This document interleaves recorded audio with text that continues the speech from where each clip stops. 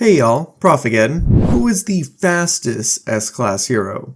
Well, it's Blast. But what about these guys? Flashy Flash vs. Atomic Samurai, one of the oldest arguments in One Punch Man history. This debate has gone on for years, ever changing as the series has continued, with Atomic Samurai acquiring a new legendary blade from ancient history, and us recently learning much about Flashy's past and him showing off his new moves. There's a lot to discuss. Today, I'm here to settle the question, who is the strongest swordsman in the S-Class? Before I jump in, I just want to thank everyone for watching this video and sticking with me through the years. I'm not going to ask for subs or likes this time around, I just do want to thank everyone for all the support I get and continuing to watch my corny anime power scaling videos. You guys make my hobby have some actual value, so it actually does mean a lot and it does motivate me. Atomic Samurai in his base form is certainly a force to be reckoned with, but I think everyone and their mom knows he doesn't exactly have the feats to compare to the high tiers of the Monster Association. To give him credit where it's due, Atomic Samurai was said by Darkshine to instantly annihilate Monster Garou if they fought. You'd think this is empty hype, but he does boast several impressive feats, such as defending himself from evil natural water, who just speed blitzed Child Emperor, doing more damage to Psycho Sorochi than Drive Knight or Genos at the same time, doing much better than base Genos against Black S. He's overall a pretty high tier fighter. This is impressive and all, but his displays against the high tiers are less than desirable. His sword melts on contact with Vomit Fear Ugly, and he arguably couldn't even dodge his following attack. While he did manage to damage Psycho Sorochi, he blatantly did less damage than Darkshine's kick. His most pathetic trait, unfortunately, is his durability, freaking out after a single punch from Black S and getting royally floored when he gets overwhelmed. Usually this doesn't matter because there are a few opponents who are faster than the Atomic Slash, or tough enough to survive it.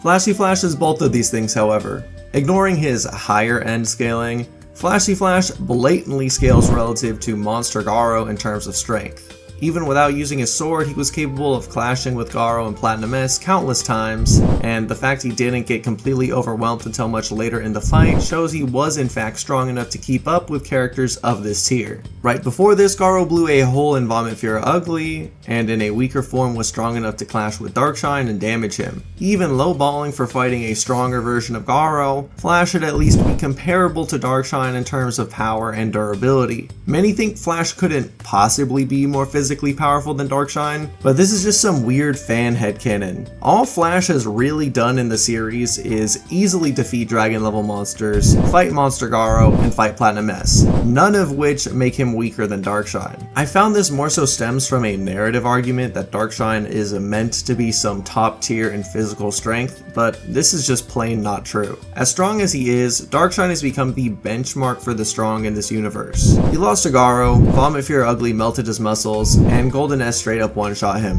and all these characters are a far cry from the actual top tiers. If you wanted to make a narrative argument, I could also say that Flash's narrative is that he randomly appears out of nowhere and is randomly super strong. Flash has made an effort to hide his true strength, never letting anyone, including you the viewer, really know the true extent of his power. In his first real fight, he holds back so much that two inferior ninja can keep up with him in their human forms, but their monster forms, which are astronomically stronger and faster, get blitzed and one-shot by full power Flash. Basically, up until this point, Flash never had an opportunity to show us he was stronger than Darkshine, and then he did when he showed better feats. Let's use Watchdog Man as an example. Watchdog Man, in terms of just feats, has only defeated random fodder and human form Garou, a relatively low tier opponent in the grand scheme of One Punch Man. That said, we don't know much about his true power, so if 100 chapters from now, if he was able to easily destroy an opponent as strong as Darkshine,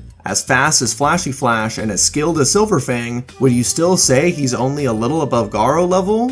I'd hope not. These arguments come off more like copium, and just because Darkshine seems like he would be stronger. I don't think I need to explain why just because you have big muscles in anime, it doesn't mean that you're stronger than people without those muscles. Anyways, Darkshine, as I already said, outclassed Atomic Samurai against Psycho Sorochi, and also in their respective fights against Evil Natural Water and Black S. Black S didn't even think it was possible to scratch Darkshine even when surrounding him in a pool of, yeah, So if Flash can hurt Darkshine with his bare hands, Black S can't hope to hurt Darkshine, Flash would likely lay Atomic Samurai out with a single punch, let alone with his sword. And his durability should be enough to endure the atomic slash as well, considering he's tougher than Darkshine. Speed-wise, what even needs to be said? He blatantly keeps up with Garou and Platinum S.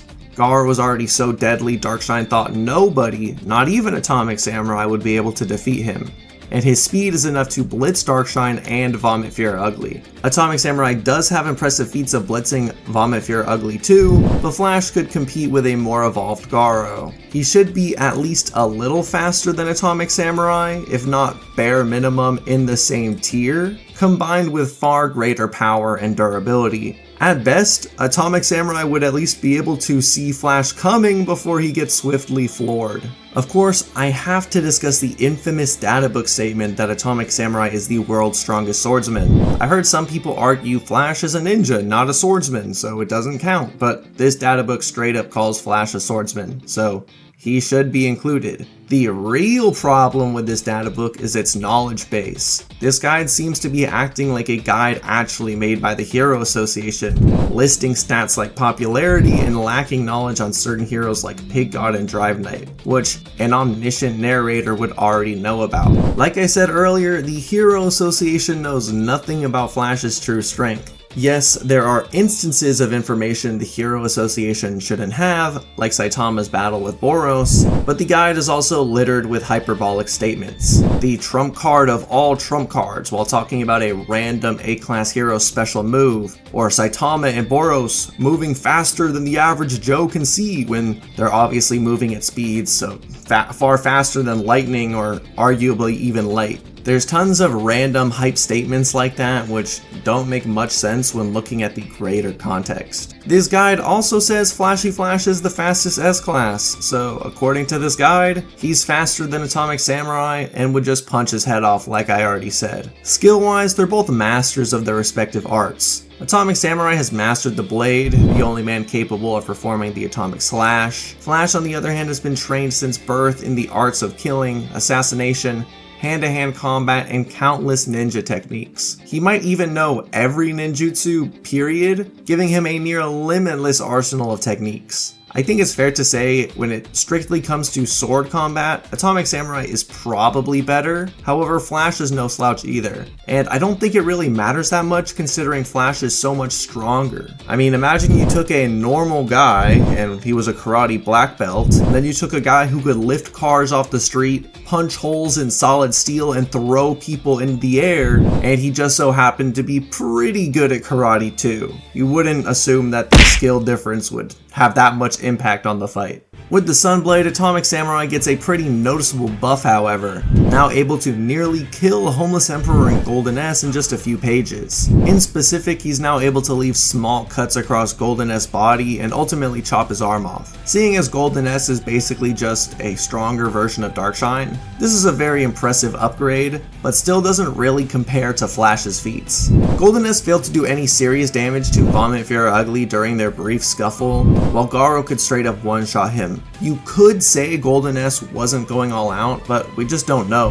We don't have any evidence to say he was holding back to that extent, and to say he could just straight up punch a hole through Vomit Fear Ugly is completely unprovable. This would mean that Flash, even without his sword, packs more of a punch than Golden S, or at least comparable to him. It doesn't help either that Flash also fought Platinum S, who's even stronger than Golden S, and Platinum S implies that Flash is the strongest human he's ever fought. I see a fight going something like this. Flash and Atomic Samurai will slug it out. Admittedly, with the Sunblade, he should be on the same tier as Flash in terms of raw power, but he lacks the stamina to last in a prolonged fight. The Sunblade lasted a handful of attacks before he fell to his hands and knees, unlike Flash, who fought stronger opponents and stayed in the fight for hundreds of clashes.